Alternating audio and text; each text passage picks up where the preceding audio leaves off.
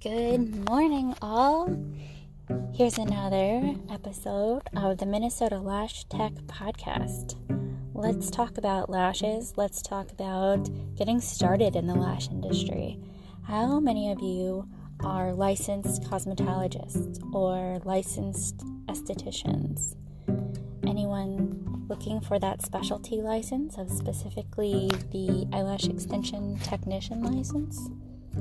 There are so many ways to get started in this industry, and it all begins with choosing your license. Once you have that license and you're off and running and you're able to take on your clients, there are many millions of ways to spend money getting started. It can be overwhelming, and we're excited and we want to have the best of everything and the most expensive, cozy, comfy bed and the best tweezers and all the different glues and try these different iPads and all the bells and whistles and fancy shiny things. And of course, everything needs to be in just the right color and have just the right packaging. And before we know it, we can be thousands and thousands of dollars in before we even started. So let's talk about how we can begin our investment on the low cost end, so we have low overhead, so we can maximize our profits and start seeing a return on our investment before building to bigger and better, more expensive things.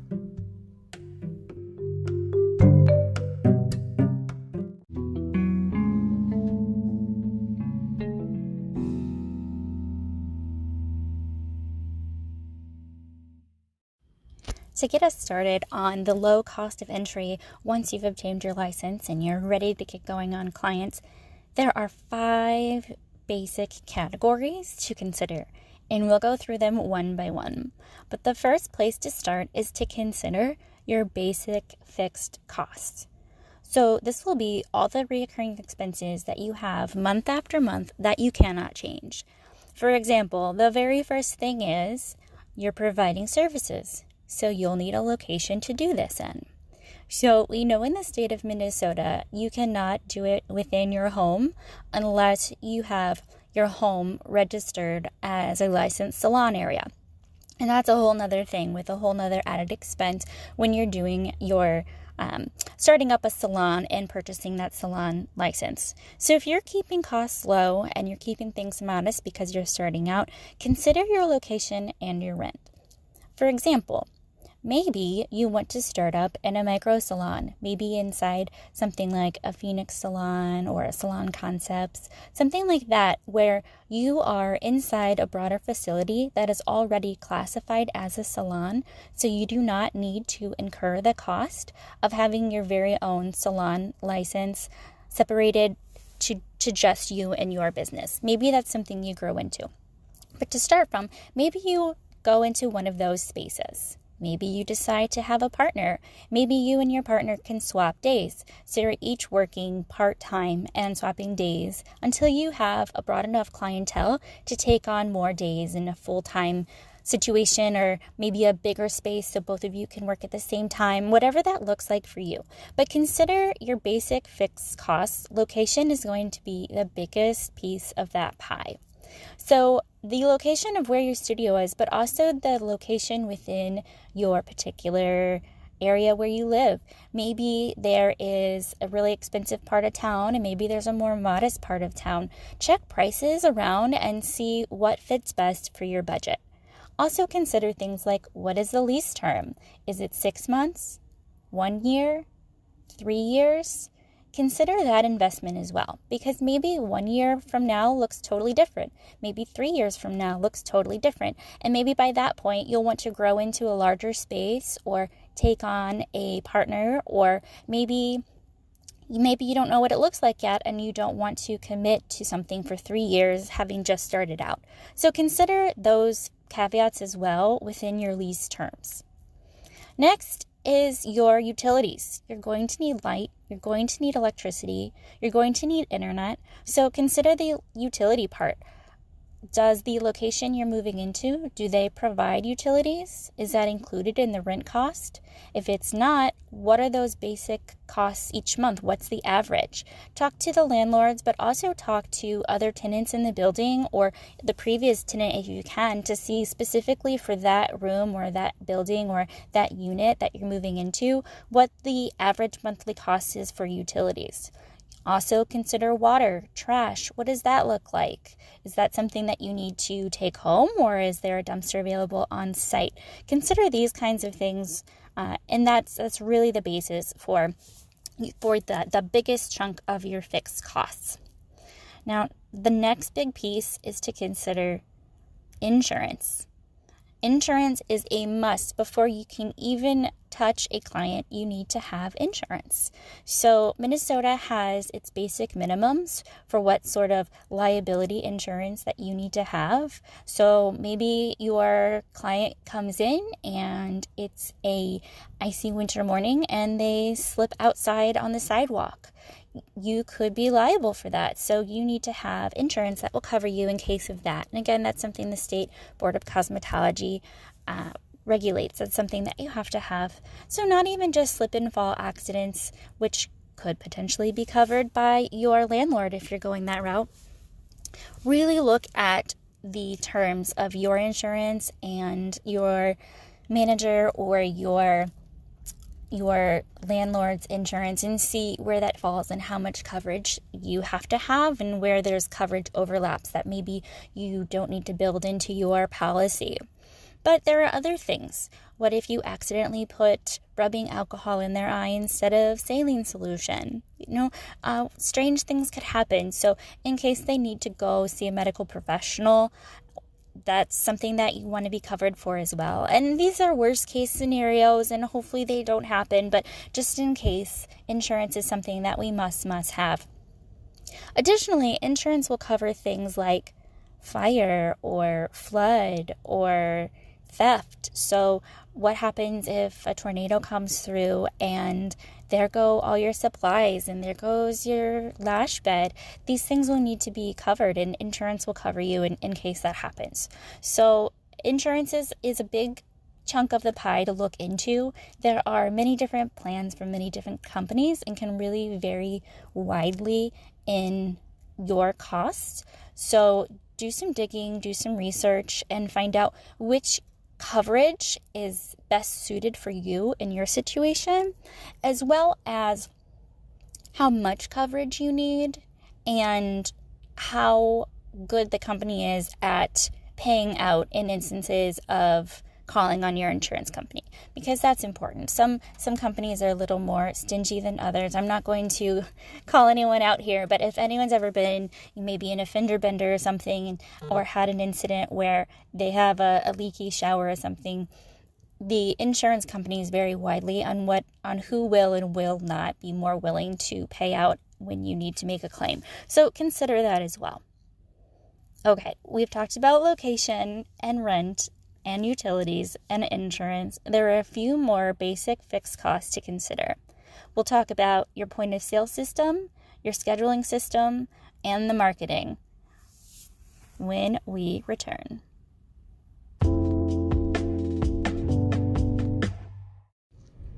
Let's talk point of sale systems.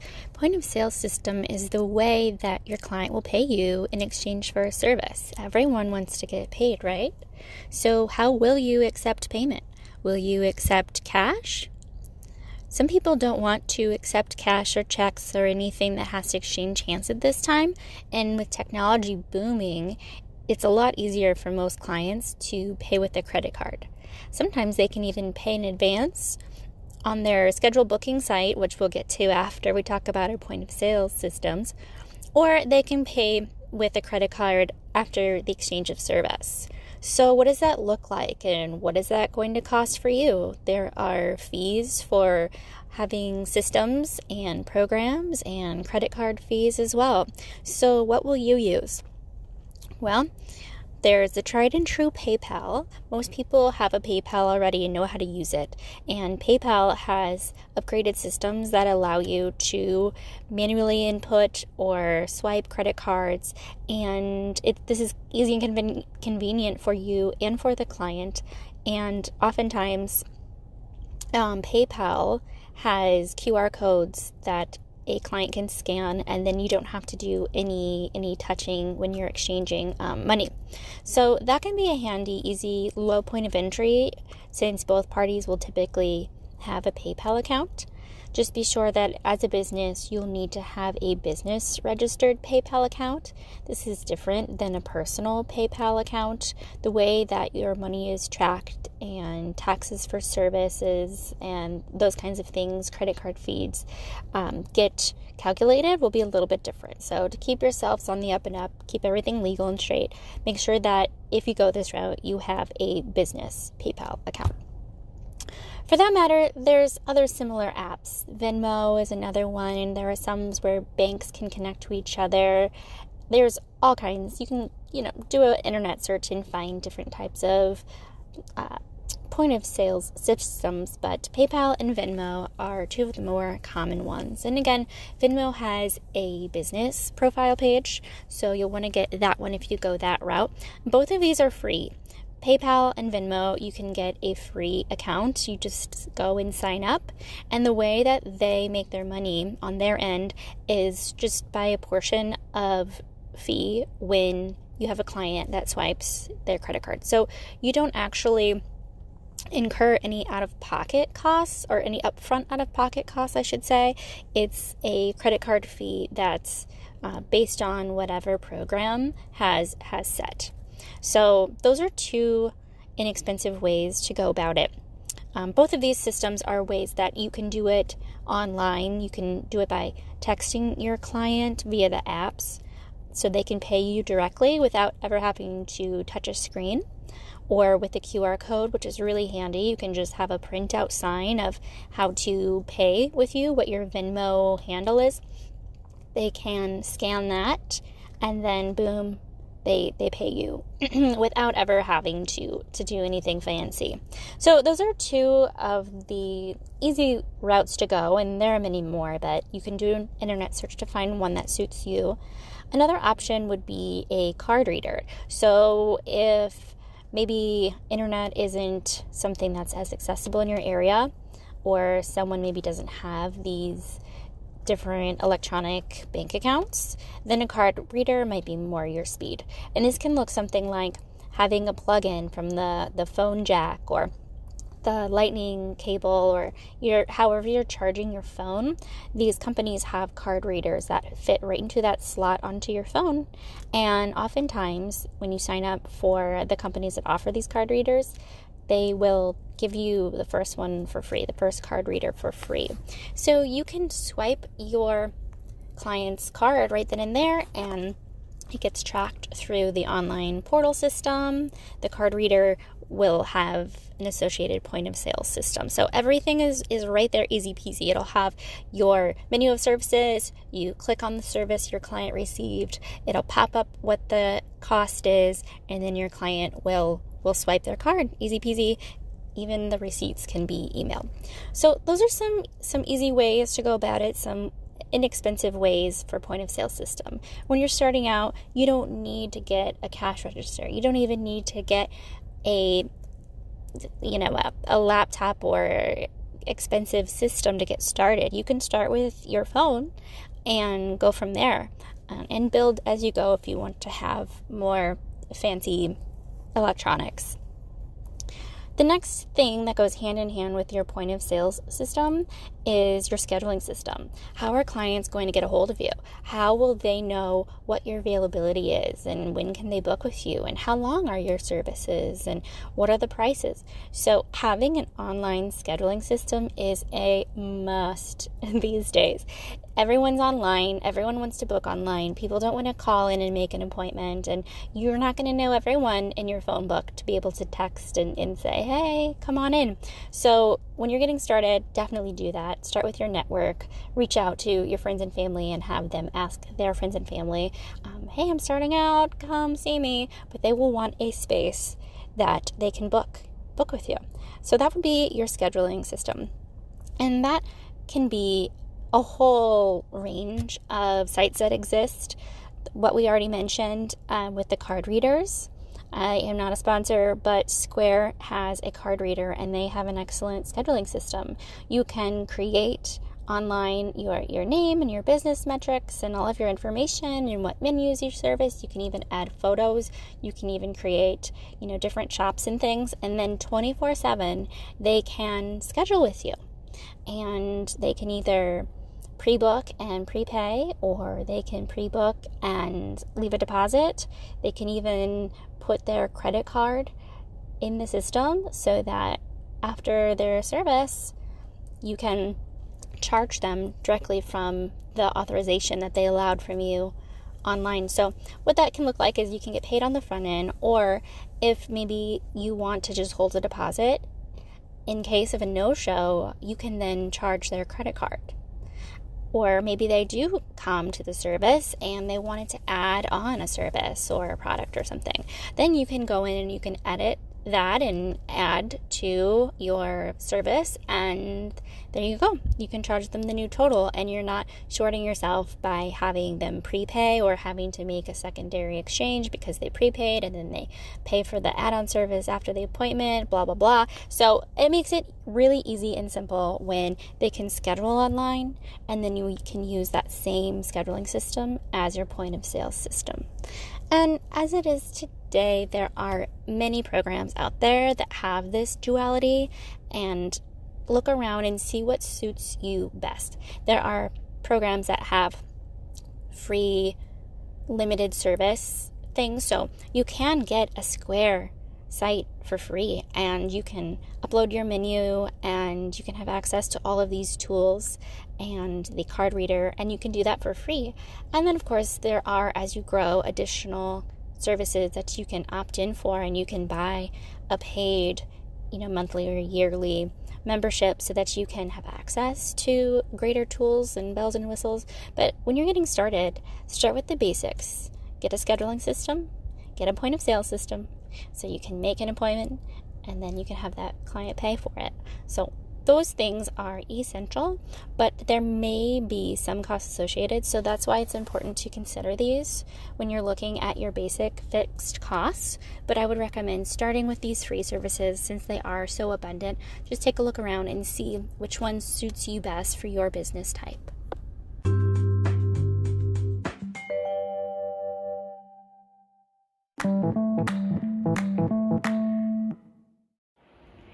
All right, let's wrap this up with our 5 takeaways, the basic fixed cost to consider when opening up your new space.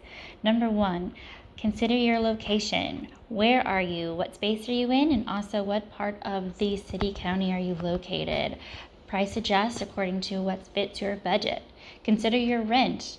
Number 2, utilities. In this, I'm also going to include basic furniture pieces that you'll need as well. So consider, what's included in your rent? Do you get electric, water, heat, cable / internet? What's included, what's not? What do you have to pay for on top of your rent? Number 3, insurance. Absolute must before you can open anywhere. Having that insurance, state board requirement. These 3 are going to be your top money cost, fixed costs every single month, so consider these primary. And then next we have number 4, your point of sale system. You have to be paid, right? So the basic point of entry is going to be cash sales, but that's going to be hard for you to track. So getting a point of sale system where people can pay in credit cards, online, in person, swiping, via app, whatever works for you, find a system so that you can get paid and track it. Also remember, you'll be responsible for paying sales tax, so put that in as well so that you're good to go at tax time. Number 5, a scheduling system. This is an absolute must for our era. We have to have a scheduling system. We're not just going to be texting people here and there. They need to be able to find us online, find us via social media. Even if they hear about you from word of mouth, they need a place where they can go so they can schedule an appointment with you. So find a scheduling system, whether it be MindBody, Salon Iris, Square. There's so many out there. Do a search and find what works best for you, for your price point, and also what's going to fit with your menu, your service menu, and what will accommodate the best for you and your situation. Those are the 5 basic fixed costs. You'll have these expenses each and every month. So remember to be very cognizant when you're planning out your start so that you can consider all of these costs, as these are going to be the basics for every month's due expenses. So you'll have to at least make this much to break even. Of course, there's going to be even more things that you'll have to get: furniture, consumables, supplies, marketing, We'll get to those in another episode here. But just consider that each and every month you're going to have to incur these costs no matter what. So these are the 5 basics. And next time we'll dig a little deeper into the very basics for low cost of entry for these other things that you're going to need. So thanks for listening, and we'll talk to you in the next one.